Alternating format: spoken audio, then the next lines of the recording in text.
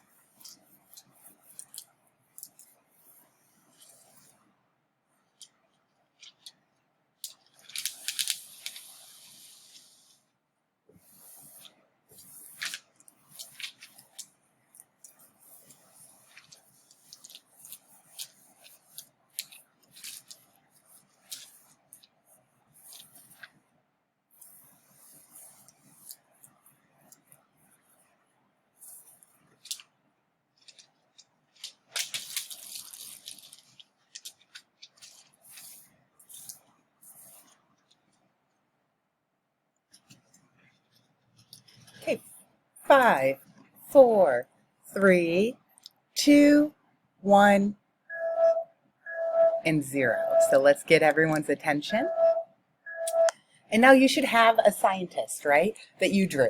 Now, what I want you to do is I'm going to go through and ask, did you draw a scientist? Who does this? Who looks like this? Who's doing this? And if it applies to you, I want you to raise your hand and keep your hand raised through all of these. So my first question is, did you draw a scientist who is male? Did you draw a male scientist? Okay. Keep your hand up if this one applies to you. Did you draw a scientist who is an older male, an older guy? Okay. Did you draw a scientist who is white? So an older white dude. Did you draw an old white dude? Okay, keep your hands up. With crazy hair, did you draw a older white dude with crazy hair? Who's wearing a lab coat? Working with some sort of a chemical. So keep your hand up if you drew an older white dude with crazy hair, wearing a lab coat, and working with chemicals. Is there something maybe exploding in the background or in his hand? And does he look crazy? So did you draw me a older white male with white hair, a lab coat, or with crazy hair, a lab coat, working with chemicals, exploding something and looking a little crazy, kind of like this dude? This is the most common thing. This is a study that has been done around the world of what people think of when they think of a scientist. And when they think of a scientist, they usually think of some crazy, mad, old white dude with a lab coat, working in a lab alone, exploding things. And that's a stereotype of scientist. It's not accurate of what an actual scientist is, but it's a stereotype. Anybody want to guess where that scientist came from? Where that image of a scientist came from? Why do most people draw this? Well, it comes from this dude. Who is this? This is Albert Einstein. And this is where this idea of this crazy older white dude with crazy hair, wearing a lab coat, came from for science, which is funny because he didn't actually work with chemicals. He was a physicist, so he did a lot more with math and coming up with mathematical theories than he did actually working with chemicals. But this stereotype of science seems to come from Albert Einstein. Just some interesting facts about Albert Einstein. Albert Einstein did not speak until he was much older than the average kids. Matter of fact, doctors have even coined this term called Einstein syndrome, which describes exceptionally bright people whose speech is delayed. A matter of fact, I think he was 5 before he actually spoke. And when he actually did speak, he spoke in a full sentence. There was none of the first words type thing. I think he spoke in a sentence, and I believe he asked his mom about a pea soup or something. Another interesting fact about Einstein is he didn't wear socks. He hated the way they felt, and he refused to wear socks. We actually think that he was on the autism spectrum, which means he was autistic, which means that certain feelings or certain textures really bothered him. So he didn't wear socks. And when Albert Einstein died, a man named Thomas Harvey performed an illegal autopsy and stole his brain for decades. So about 30 years. He kept pieces of Einstein's brain preserved in a mason jar that he stored in his basement under a beer cooler. Another thing is that Einstein is described as the absent-minded professor. He had a terrible memory for details that he thought were unimportant.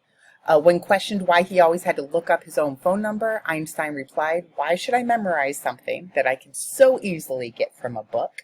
So he really felt like he didn't want to fill his mind with the stuff that he didn't need to remember. He wanted to keep it for things that he did need to remember. I just find that interesting. Something else, Einstein was the first to discover this equation that showed that the universe was expanding, which is something we'll talk more about later in the year. But he thought it was a mistake. He was like, no way, how can the universe be expanding? It wasn't until years later after his death that a telescope that's up in the sky right now, that's up in space, the Hubble telescope, confirmed that his theory that the universe is expanding was correct. And he swore it was wrong until his death. But he was right. He ended up being correct. So, what is a scientist? I really dislike this stereotype that a scientist is this older white dude who works in a lab with chemicals looking crazy all alone. That is not what a scientist is. A scientist is anyone who is trained in science and does research to solve science problems. A scientist works best when they collaborate and they're in teams, and we're going to talk more about why that is. But a scientist is anyone who does scientific research to try to solve some type of a science problem. There are all sorts of different types of scientists, so much more than just this chemistry type scientist that we often think of working with chemicals. There is astronomers who study stars, planets, and galaxies, botanists who study plants, cytologists who study cells, epidemiologists who study the spread of diseases. Those epidemiologists right now are super important because they're studying COVID-19. Ethologists who study animal behavior, geneticists who study traits and how they're inherited, a seismologist who study earthquakes, geologists who study the history of the earth, marine biologists who study ocean animals, meteorologists who study weather and climate, microbiologists who study microscopic plants and animals, paleontologists who study fossils, and physicists who study matter, energy, and how those two things are related. And this is just a short list. There are hundreds of different types of scientists that do not involve working in a lab or working with chemicals or even wearing a lab coat. So this whole stereotype of science is really, really misguided onto what science really is. So what is science? Let's kind of talk about what in the world is science then. If it's not just this crazy old white dude working in the lab with chemicals, what in the world is science? And to do that, we're going to do a little activity here. So, a group of students, we're all sitting in the cafeteria, talking about the science classes that they were taking that year. And one of the people in the group, Grace, she says, the thing is, I don't think I really know what science is. Every year we study different things in science class. What is science, really? And her friend Jamal is sitting there. And Jamal's like, you want to know what? I think science is all those things that we learn in science class. You know, what's in the textbook. Do you guys agree with this as a definition? Go ahead and raise your hand if you do. All right, let's see what her neighbors think, or what the rest of Grace's friends think. Alexandria said, I think Jamal is right. I think science is the knowledge and the ideas that come from all the scientists that have ever been alive. What do we think about Alexandria? Is her idea of science correct?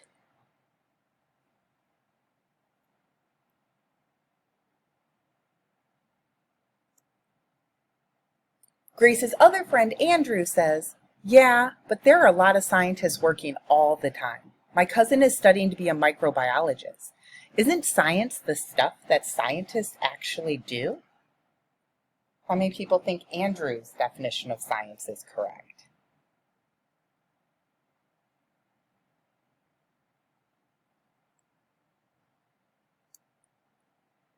And then there's Pramila. And Pramila said, I think science is the methods that scientists use. You know, the scientific method. I think it's the steps that scientists go through when they do research. So what do we think about Pramila's definition of science?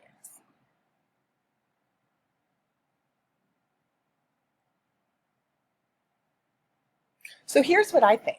I think all of those students were kind of correct when it came to their definition of science. Not totally correct, but kind of correct. So what I want you to do now is in your group, I want you to spend 3 minutes and try to come up with a definition for science. A definition for science. All right. In your group, one sentence that defines what science is. Are you ready? Okay, go.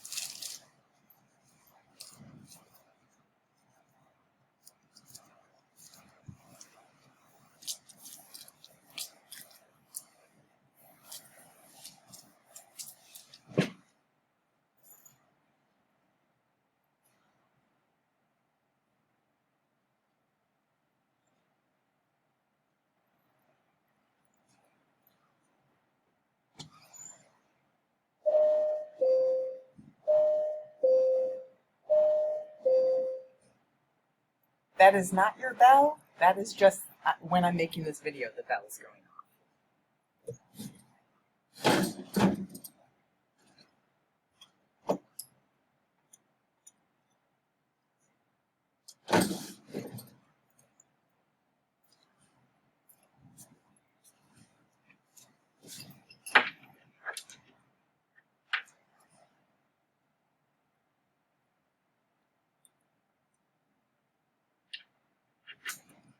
Okay, 5, 4, 3, 2, 1. And let's come back together. All right, so we're going to go ahead and pause this video, and you guys are going to share out what is science is. So what your definition of science is. So go ahead and pause this and share out what each, not your bell again, what each of your tables came up with for the definition of science.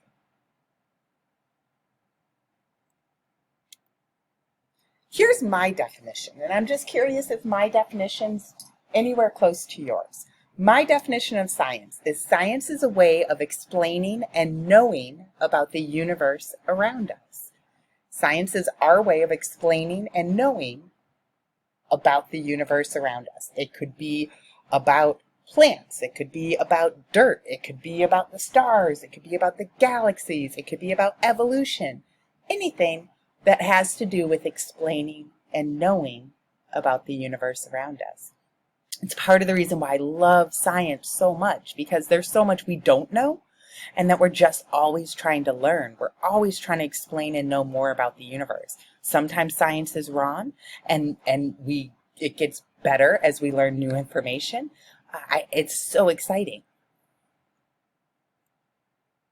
So how do you do science? Well, scientists study or do 4 usual steps. And this is how you do science, right? This is how we explain and learn about the universe around us. First thing we do is we make observations. We just see things around us, and then we ask a question about it. So we see anything, like ants outside, right? We see a whole bunch of ants marching outside, and we're like, wow, I wonder what all those ants are doing. There's our question. And then scientists will collect evidence and data. Sometimes the evidence and data can take years and decades to collect, sometimes only a few minutes. Like if I sit there and I watch all these ants, I can see, oh, look, they're walking from maybe a tree to their ant hole. Huh, that's interesting. And then scientists take that evidence and that data, and they draw conclusions and share the results. So my conclusion could be, oh, they're getting food from the tree and they're bringing it back to their home, to their anthill. And then the important thing about science that we're going to learn is that you share your results, right? We want everyone to know and understand the universe around us. So if I learned some amazing discovery in science and I kept it all to myself, like let's say I came up with a cure for cancer and I didn't share out my results, would that even be science? No, you have to share what your results are. So these are the 4 steps of how scientists do science. They make an observation, they see something, then they ask a question about it. They spend time collecting evidence and data. Then they draw the conclusions from their data and they share out those results. And we're going to talk more about this over the rest of the week.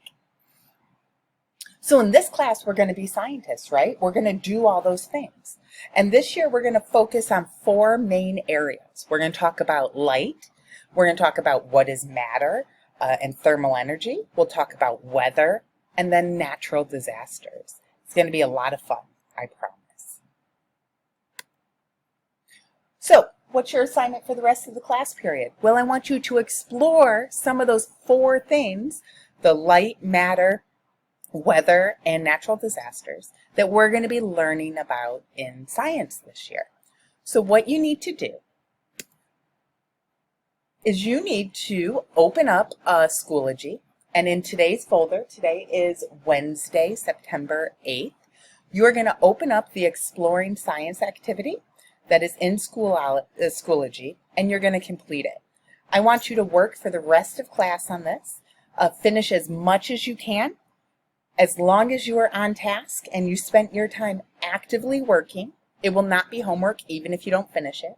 But if you spent your class time goofing off and not really doing the work, then you might get told that this is homework for you individually, not for the whole class, but for you individually.